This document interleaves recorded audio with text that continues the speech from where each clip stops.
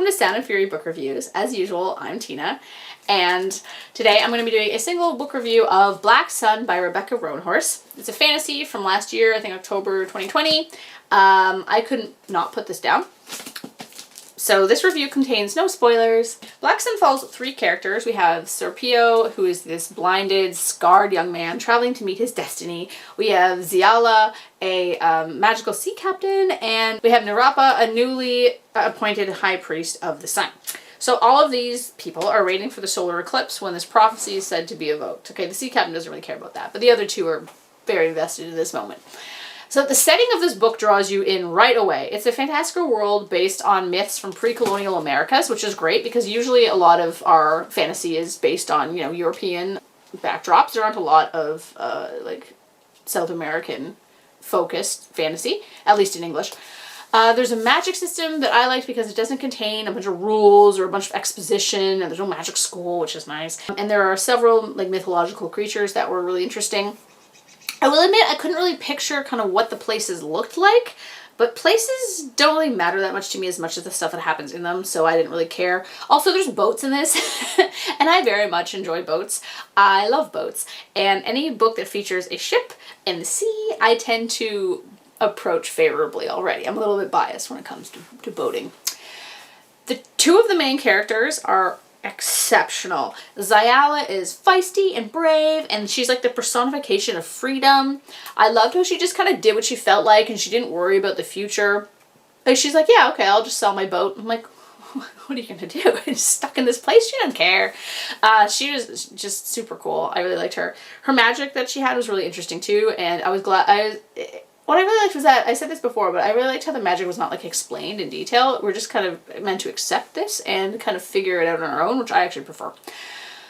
And then we have Serpio, and talk about like your dark, sexy weirdo. There's a quote about him that said he was dangerous, unfathomably attractive, and clearly on some single-minded mission that made him entirely unavailable. I'm like, that's like totally my type. So I was like, ooh, this guy. I appreciated that there weren't as many chapters about his training as usually happens in these kind of books. Those I find always kind of boring, especially when they're flashbacks. The training kind of montages we get in these ones are very slim, and I liked that. Ziala and Serpio are an amazing contrasting pair. You know, their sexual tension was off the charts, and I just loved how their differences, but their kind of shared magical, like, essences kind of initially brought them together. And I loved too how Serapio's blindness was addressed and included in the story, but not in like a disparaging way. It wasn't like something he had to like overcome. It was just a part of him, and it was really well done, that part of it. And you can see in her acknowledgement she talks about how she did a bunch of research into blindness and how to convey it properly, and I really like when authors actually do that, and I think that's what authors should do. Two of the other main characters were less compelling. There's this guy, Okoa. We meet him near the end, and he doesn't really do anything that much, so I don't really know why he was in the story. And then Narampa was a little boring, or perhaps I just didn't get kind of like her deal. Like, she was supposedly in her 30s, and she's been granted this position of great power, but she doesn't seem to understand the situation she's in, and her personality wasn't consistent. Like, I found her a little bit infantile at times, which I did not understand.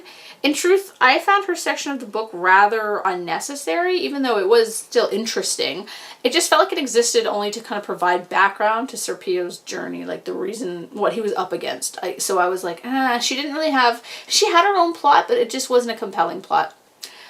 I mean, there was a lot of diversity in this book, and it was exceptional, especially in terms of gender. One thing that always irks me about fantasy, especially like traditional fantasy, is how writers can't seem to grasp the fact that it's a fantasy world. Like, it doesn't have to exist under the same societal constraints and patriarchal notions that we live under now, especially since it's like, I don't know, I don't know if anyone else thinks of this about fantasy, but fantasy always, because I guess the technology, it always feels like it's in the past. So I guess people think that, oh, it's in the past. It has to have like past ideas about, you know, society. But that's not even true, because just because a society is older than us doesn't mean it was like less progressive. The Huns, for example, had female warriors, and, you know, other civilizations were a lot better with LGBTQ people and, you know, women's rights than a lot of countries do now. I really loved that the casual, and by this I mean not forced, kind of approach to diversity in this book, because, you know, the society just felt kind of more equal in regards to the normalization of queer and non-binary characters and how women were treated. I'm not saying that women were treated perfectly in the book, because there is the whole like adage about, you know, women at sea is a bad luck, blah blah blah. But like, it seems sometimes in fantasy books when women are by themselves, they're always in danger of being, you know, attacked in certain ways. I never really felt that with Ziala. It felt like it was a society where they taught men that women's bodies were their own. And I really appreciated this approach, because sometimes in fantasy it just feels like the women are there to be victimized, and that didn't feel this way in this book. I very much enjoy Roanhorse's writing style. Sometimes fantasy can try too hard to sound like high fantasy, you know, with elevated language and overly descriptive structures and sentences. The people in this book talk like real people, but it's not anachronistic, which is important. So based on my ranking criteria, it still gets a 5 out of 5 despite Narampa's lackluster side plot. I don't understand why fantasy always has to be in a series. Just give me like a 900-page one book instead of these series and series. I mean, I'm going to read the other one, of course, eventually when it comes out, I guess. But like, can't we just have a fantasy book that's one book? I don't have time to read, you know, 14 900-page books. A couple things I will add. Whenever I saw the cover, which was all the time because it was sitting in my living room, I started singing Black Hole Sun by Soundgarden, so I will be happy to drop this off of the library so I won't get that song in my head every 5 minutes. And whenever they said Carrion Crow in the book, which is the name of one of the groups there, I just pictured the crows have eyes from the show Schitt's Creek, and I was like, I can't take this seriously because of that show. Yeah, I really liked Schitt's Creek. I thought it was great. I don't watch a lot of shows or even a lot of comedy, but I really liked it. And it's Canadian, and so yeah, there we go. Read Black Sun and then watch Schitt's Creek too, which is the sequel, The Crows Have Eyes. So thank you for watching. I hope you enjoyed it. Have you read this book? Do you disagree with me on anything? Do you agree with anything? I would be interested to hear your thoughts.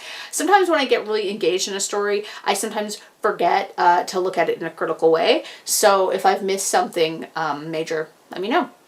Thank you.